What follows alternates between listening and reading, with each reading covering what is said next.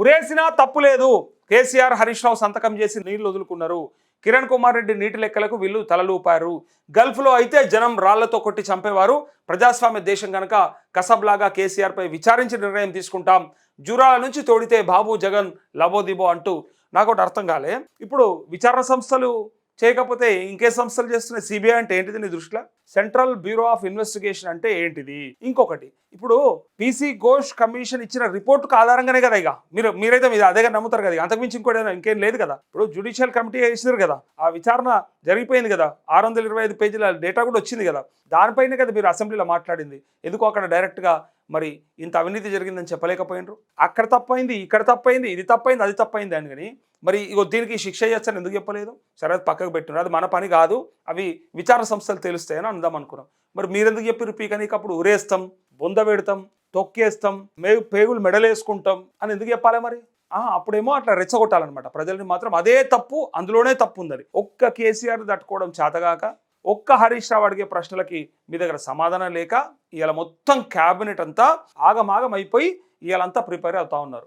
ఇక రేవంత్ రెడ్డి ముచ్చట్లు మత్తుకున్నాయి. ఇంకా ఒకసారి చూడరు. ఇక జూరాల నుంచి తోడితే బాబు జగన్ లబోదిబ. పంపులు లిఫ్ట్లతో కేసీఆర్ ఇంట్లో కనకవర్షం. పాలమూరు రంగారెడ్డిపై విచారణకు ఆదేశిస్తాం. ఆ సంగతి తెలిసే గోదావరిపై కేసీఆర్ రచ్చ. మామాలులవి 24 క్యారెట్ల అబద్ధాలంటూ ఈయన ఏమంటాడు తెలుసా? పాలమూరు రంగారెడ్డి ప్రాజెక్టును కేసీఆర్ హయాంలో జూరాల నుంచి శ్రీశైలానికి మార్చడం వెనుక భారీ అవినీతి ఉందని ముఖ్యమంత్రి రేవంత్ రెడ్డి ఆరోపించారు. ఈ మార్పునకు అసలు అప్పటి రాష్ట్ర మంత్రివర్గ ఆమోదమే లేదని చెప్పారు. కేసీఆర్ అసెంబ్లీకి వస్తే తారీఖుతో సహా ఆయన చేసుకున్న ఒప్పందాలు, పెంచిన అంచనాలన్నీ బయటపెడతామని ప్రకటించారు. ప్రాణహిత చేవెళ్ల ప్రాజెక్టుకు సంబంధించి బ్యారేజీని తుమ్మిడిహెట్టి నుంచి మేడిగడ్డకు మార్చినప్పుడు మంత్రివర్గ ఆమోదం తీసుకోలేదని, పాలమూరు ప్రాజెక్టు విషయంలోనూ అదే చేశారని చెప్పారు. ప్రాజెక్టుల పేర్లు, ఊర్లు, అంచనాలు మార్చి కేసీఆర్ ఇంట్లో కనకవర్షం కురిపించాయనంటూ అసలు నాకు ఒకటి అర్థం కాలే. ఇగో ఈ సబ్జెక్టు చూడరు, వీళ్ళ సబ్జెక్టు, వీళ్ళ కథ, వీళ్ళు మాట్లాడేది. ఇగో ఇక్కడ చూడండి ఒకసారి. లొకేషన్ మార్చడంతో నీటి తరలింపునకు ఏపీకి అవకాశం. కృష్ణా జిల్లాల్లో తెలంగాణకు నష్టం చేసేలా ఆంధ్రప్రదేశ్తో ఒప్పందం. నీకు కృష్ణా జలాలు ఎరకలేదు, నీకు బచావత్ ట్రిబ్యునల్ తెలియదు, నీకు బ్రిజేష్ కుమార్ ట్రిబ్యునల్ తెలియదు, అది ఎప్పుడు వేసినరో ఐడియా లేదు. అసలు కనీసం టీఎంసీ అంటే అన్న తెలుసా? టీఎంసీ అంటే కూడా కనీసం ఐడియా ఉందా? దాని అబ్రివేషన్ అన్న తెలుసా? అసలు అది ఎంత ఉందో పక్కకు పెట్టు, ఎన్ని సున్నాలు ఉంటాయి ఒకటి పక్కకు కూడా తర్వాత పెట్టు, కానీ మొదలు టీఎంసీ అంటే తెలుసా? అసలు తెలుసా లేదా? తెలియదు. మనకు అది తెలియదు, ఇది తెలియదు, ఇది తెలియదు. ఒక్కటే తెలుసు, ఉరి తీయాలి, బొంద పెట్టాలి, పేగులు మెడలేసుకోవాలి, లాగల తొండలు జొరగొట్టాలి. ధర్మపురి అరవింద్ గమ్మతి చెప్పాడు, మంచిగా చెప్పాడు. అట్లయితే కరెక్ట్ అవుతుంది. నీకు సమాధానం ఆయన బరాబర్ చెప్పాడు.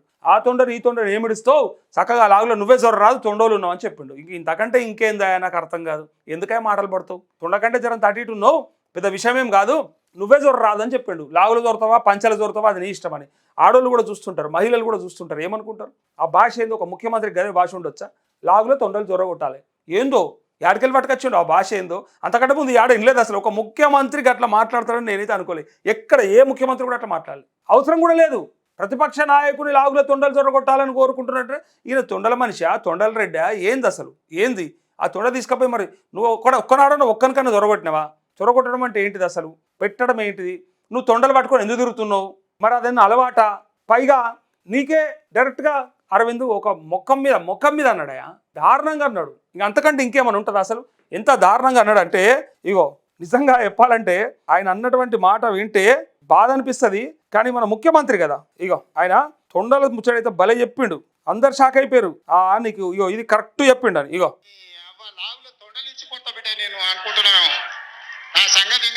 అంటే తొండలు ఇచ్చుకొడతా అంటే ఏమంటే తొండలు దొరకొడతాడు. తొండలు ఎందుకు దొరకొట్టడు? నువ్వు గింతే ఉంటావు, నువ్వే జరుగు. తొండలు ఎందుకు దొరకొట్టడు? నువ్వు గింతే ఉంటావు, నువ్వే జరుగు. తొండకి నీకు తేడా ఎంతున్నది, పెద్ద తేడా లేదు. చూసిరా? నువ్వే జరుగు. నువ్వు ఆరులాగులకు ఈలాగులకు సొర్ర, నీకు ముఖ్యమంత్రి చేయలే నిన్ను. ఇన్నరా? ఆన్లాగులకు ఈన్లాగులకు జొరనికి కాదు నువ్వు ముఖ్యమంత్రి అయింది, తొండలు దొరకడానికి కాదు ముఖ్యమంత్రి అయింది. నువ్వు అయింది ఈ రాష్ట్ర ప్రజలకు ఏదైనా మంచి చేస్తామని ఆయన. దాన్ని ఇడిచిపెట్టి తొండలు జొరగొట్టుడు ఒకటే సబ్జెక్టు పట్టుకున్నాడు. అయితే నీ కనీసం ఇగో ఈ మాట వినరా, ఇంత చెప్తాడు కదా, ఇన్ని మాట్లాడతాడు కదా, ఒక్కసారి ఈయనకి ఏం తెలుసు ఏం తెలియదు, ఇగో మీరే చెప్పురు. ఇక ఇంతకంటే దారుణంగా ఇంకెవరు మాట్లాడరు. ఒక ముఖ్యమంత్రి అంత పెద్ద మీటింగ్లో అంతమంది ముందు మాట్లాడే ముందు కనీసం కొంచెం ప్రిపేర్ అయి రావాలి. జొర్రంతా గింతాంతరన్న నేను ఇంతకుముందు కూడా చెప్పిన ప్రిపరేషన్ తెలియదు ఏం తెలియదు ఒకటే ఎరక ఒరుడు తెలుసా ఒర్రుడు ఎరక అది ఒకటే నేర్చుకున్నాడు. ఇక ఎక్కడికి వెళ్ళి ఏది పడితే అది మాట్లాడాలి తప్పించుకోవాలి అంతే. సబ్జెక్టు జర్రంతరన్న నేర్చుకోవాలి కదా. ఇగో ఏమంటాడు ఇది వినూరు మీరు ఒకసారి. ఇగో ఈ రోజు మీరందరూ గుర్తించాల్సింది ఈ బచావత్ ట్రిబ్యునల్ ఎప్పుడు వేసిండ్రు అనుకుంటున్నారు. క్వశ్చన్ మళ్ళీ ఆయన అడిగేది ఎప్పుడు వేసిరు అనుకుంటున్నారు అని అవతల క్వశ్చన్ వేస్తుండు. క్వశ్చన్ వేసి ఏం చెప్తాడు చూడరు. 2004 వేసిండ్రు. అయ్యో రామచంద్ర ఎప్పుడు వేసిరట ఇగో చూడరే ఒక్కసారి. ఈ రోజు మీరందరూ గుర్తించాల్సింది ఈ బచావత్ ట్రిబ్యునల్ ఎప్పుడు వేసిండ్రు అనుకుంటున్నారు. 2004 వేసిండ్రు. అబ్బా ఇక నువ్వు చెప్పినావు మేము నమ్మాలి. ఇక బచావత్ ట్రిబ్యునల్ ఎప్పుడు వేసిరట అంటే 2004 వేసిరట. ఈయనకు అసలు ఏ నీళ్లకు సంబంధించి ఏ సమస్యకు సంబంధించి మాట్లాడుతుండో కూడా ఆయనకు ఐడియా లేదు. సున్నా ఆలోచిస్తూ కూర్చున్నాడు ఆడ. ఎక్కడికి వెళ్ళి మళ్ళా అందరిని ఒక మాటతో నవ్విపోయాలి. ఏదో ఒక మాటని ఆడ గమ్మత్తుగా ఏదో ఇట్లా అనిపించి పోవాలి అంతే తప్ప సబ్జెక్ట్తో మాట్లాడడానికి తెలియదు. మనకు ఉన్నది ఒకటే తెలుసు. మనకు ఒకటే ఎరక. ఎక్కడికి వెళ్ళి వాళ్ళని తిడితే వీళ్ళంతా కూడా హ్యాపీ అవుతారు కదా. దాంతో ఎట్లా బయటపడదామని చూడాలి. అసలు నీకు ఏ మేరకు చెప్పు నాకు అర్థం కాలేదు. ఇగో బచావత్ ట్రిబ్యునల్ గురించి మన ముఖ్యమంత్రి మాట్లాడతాడైతే చాలా గొప్పగా మాట్లాడతాడు. ఇగో మన అందరికీ ఎరక అసలు ఈ ట్రిబ్యునల్స్ ఎందుకు వేసిరో కూడా తెలుసుకోవాలి. ఇగో ఒక పిల్లగా అనుకున్నంత సబ్జెక్ట్ కూడా లేదు మనకి. ఇగో బచావత్ ట్రిబ్యునల్ ఏదైతే ఉందో ఇదట ఈయన చెప్పే ప్రకారం 2004లో వేసిరట. శుద్ధ అబద్ధం. 1969లో వేసిరు బచావత్ ట్రిబ్యునల్. ఈ ట్రిబ్యునల్ దేనికోసం తెలుసా? గోదావరి నీళ్ళ కోసానికి. ఇది గోదావరి నీళ్ళ డిస్ట్రిబ్యూషన్ కోసానికి ఆనాడు ఆర్ఎస్ బచావత్, ఆయన పేరు ఆర్ఎస్ బచావత్, ఆయన చైర్మన్ గా ఈ ట్రిబ్యునల్ వేస్తే ఈ 1969 నుంచి ఈ దేనికోసం వేసిరంటే ఆనాడు ఈ మన దేశంలో ఉన్నటువంటి నది జలాల వివాదాల కోసానికి, రాష్ట్రాల మధ్యలో ఉన్నటువంటి వివాదాలు తీర్చి నీళ్ళ డిస్ట్రిబ్యూషన్ కోసానికి వేసిండ్రు. ఆ రోజు ఇగో మహారాష్ట్ర, కర్ణాటక, అట్లే ఆంధ్రప్రదేశ్, ఉమ్మడి ఆంధ్రప్రదేశ్ ఆనాడు మహారాష్ట్ర, కర్ణాటక, ఆంధ్రప్రదేశ్, తర్వాత తెలంగాణ, ఆంధ్రప్రదేశ్ అయింది, అది వేరే విషయం. అయితే 1969లో వేసినటువంటి ఈ బచావత్ ట్రిబ్యునల్ని ఆయన 2004 అని చెప్తాడు. ఇదే ఆయన చెప్పాలనుకుంది ఏందో నాకు ఎరక. ఇగో బ్రిజేష్ కుమార్ ట్రిబ్యునల్, ఈ బ్రిజేష్ కుమార్ ట్రిబ్యునల్ 2004లో వేసిండ్రు. ఈ 2004లో వేసిన దేనికోసం తెలుసా? కృష్ణా వాటర్ కోసానికి, కృష్ణా రివర్ వాటర్ కోసానికి వేసారు. ఇది కూడా సేమ్ ఈ రాష్ట్రాలకు సంబంధించిందే. మహారాష్ట్ర, కర్ణాటక, ఏపీ అంటే ఇప్పుడు తెలంగాణ. ఈ రాష్ట్రాల మధ్యలో ఉన్నటువంటి గొడవల కోసానికి, ఈ రాష్ట్రాల మధ్యలో అంతర్రాష్ట్ర జల వివాదాల కోసానికి ఈ 2 ట్రిబ్యునల్స్ వేసుకున్నాము. అంటే కేంద్ర ప్రభుత్వం వేస్తే ఇక్కడ ఈ 2 ట్రిబ్యునల్స్ ఇచ్చినటువంటి తీర్పులు ఎన్నో ఉన్నాయి. ఇది దేనిపైన పనిచేస్తుంది, ఇది దేనిపైన పనిచేస్తుంది అని కూడా చూసుకోవాలి ఒకసారి. ఇదేమో శ్రీరామ్ సాగర్ ప్రాజెక్టు గురించి, ఇది ఎస్ఆర్ఎస్పి మనకు గోదావరి నదీ జలాలది. అట్లే పోలవరం, ఇది వచ్చేసి పోలవరం. ఇది శ్రీరామ్ సాగర్ ప్రాజెక్టు, అట్లే పోలవరం ప్రాజెక్టుకు సంబంధించి ఈ బచావత్ ట్రిబ్యునల్ 1969 నుంచి మనకు ఆ లెక్కలు ఉన్నాయి, అలా తీర్పులు ఉన్నాయి. ఆ తీర్పులను బేస్ చేసుకొని మనం ఇలా నీటి వాటాల గురించి మాట్లాడుకుంటూ ఉంటాం. దానివల్ల చేస్తున్నటువంటి దీన్ని తీసుకొచ్చేసి 2004లో వేసింది అని చెప్తాడు బ్రిజేష్ కుమార్ ట్రిబ్యునల్ పట్టుకొని. చెప్పాల్సింది ఈ బచావత్ ట్రిబ్యునల్ కాదు, నువ్వు చెప్పాల్సింది బ్రిజేష్ కుమార్ ట్రిబ్యునల్. పేర్లు కూడా యాదికి లేదు, ఇంత చిన్న మాట తెలియదు. రేపు పొద్దుగల ఇవాళ అసెంబ్లీలో ఇక కేసీఆర్ అడిగినా, లేకపోతే కేటీఆర్ అడిగినా, లేకపోతే హరీష్ అడిగినా నువ్వేం చెప్తావు ఇక మాకు ఎరుకుండాలి. ఇంకోటి టీఎంసీ అంటే ఎరకనా? కనీసం టీఎంసీ అంటే ఈ రాష్ట్ర ముఖ్యమంత్రికి ఒకటి పక్కన ఎన్ని సున్నాల లీటర్లో తెలుసా? పోనీ ఎన్ని క్యూబిక్ మీటర్లో తెలుసా? అదన్నా తెలుసా? తెలియదు. ఇక టీఎంసీ అంటే 1000 మిలియన్ క్యూబిక్ ఫీట్, 28.3 బిలియన్ల లీటర్లు ఒక్క టీఎంసీ అంటే. దీన్ని ఈ డ్యామ్లకి, రిజర్వాయర్లకి, ప్రాజెక్టులకు సంబంధించినటువంటి లెక్క అది. టీఎంసీ అంటే ఎన్ని కోట్ల లీటర్లు అని దాని లెక్క ఒక టీఎంసీ అంటే. ఇక మనకు టీఎంసీ తెలియదా?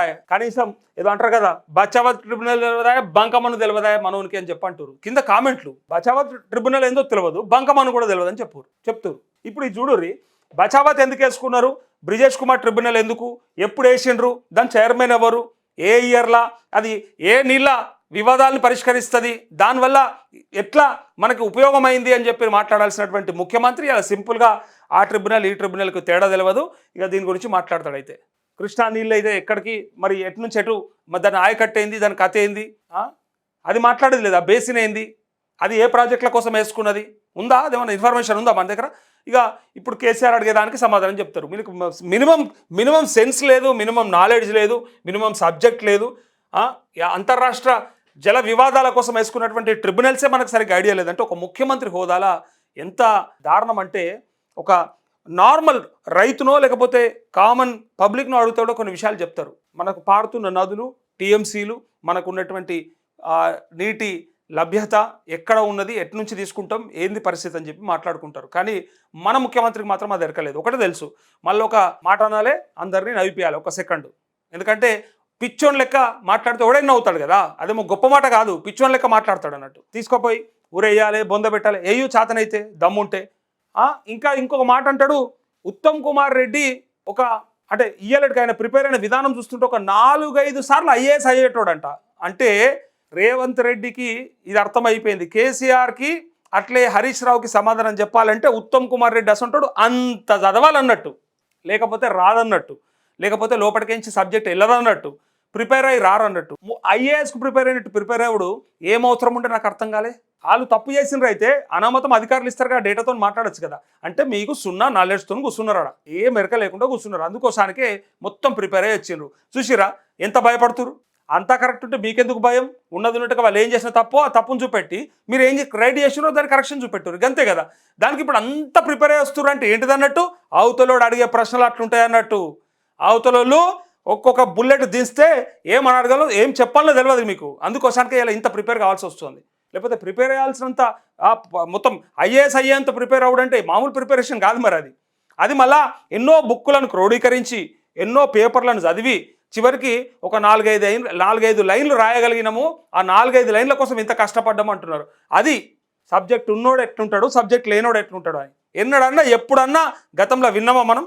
ఎంత సబ్జెక్ట్ ఉంటే, ఎంత కమిట్మెంట్ ఉంటే, ఎంత కమాండింగ్ ఉంటే ఆయన ఓపెన్గా డైరెక్ట్గా మన రాష్ట్రము, మన రాష్ట్ర స్థితిగతులు, మన భౌగోళిక స్వరూపము, మన నీళ్లు, మన నిధుల గురించి అంత ఓపెన్గా మాట్లాడే దమ్ముంటుండే. నీకు ఇలా ఏ లెక్కనన్నా తెలుసా? ఇది తెలుసా కనీసం? నేను ఇందాక చెప్పిన చూడు, ఒక్కటి పక్కకి ఎన్ని సున్నాలు ఉంటాయి తెలుసా? 9 సున్నాలు ఉంటాయి. 9 సున్నాలు ఉంటాయి, అదన్నా తెలుసా కనీసం? ఆ ఒక్కటి పక్కకి ఎన్ని సున్నాలు పెడితే టీఎంసీ అవుతుందో తెలుసా? పోని అది కూడా తెలియదు. అందుకోసంకే ఇగో ఇట్లాంటి వాళ్ళని ఎన్నుకుంటే ఏమనిపిస్తుంది అంటే ఏందో అనిపిస్తుంది. ఇక ఏంది ఎసొంటోళ్ళని ఎన్నుకొని ఏం చేస్తూ ఉన్నాం, మనల్ని మనం ఇలా అవమానం చేసుకుంటున్నట్టు అనిపిస్తుంది ఆయన మాట్లాడుతుంటే.